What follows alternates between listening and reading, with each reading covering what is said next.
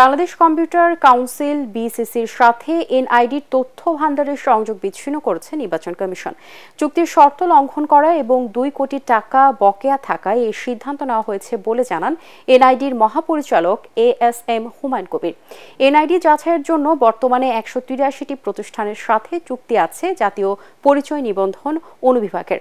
মহাপরিচালক বলেন, এনআইডি সংশোধনের জন্য ৩,৭৮,০০০ আবেদন জমা পড়েছে।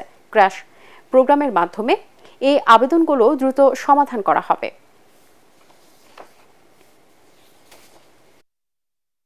চুক্তিপত্রের শর্ত অনুযায়ী বিসিসি কমিশনের তথ্য উপাত্ত কোনো অবস্থাতেই অন্য কোনো প্রতিষ্ঠান, ব্যক্তি, সত্তা, পক্ষকে হস্তান্তর করতে পারবে না বা বিনিময়, বিক্রয় কিংবা অন্য কোনো পন্থায় দিতে পারবে না, এই শর্ত নির্ধারিত ছিল। কিন্তু বিসিসি সেটা লঙ্ঘন করেছে।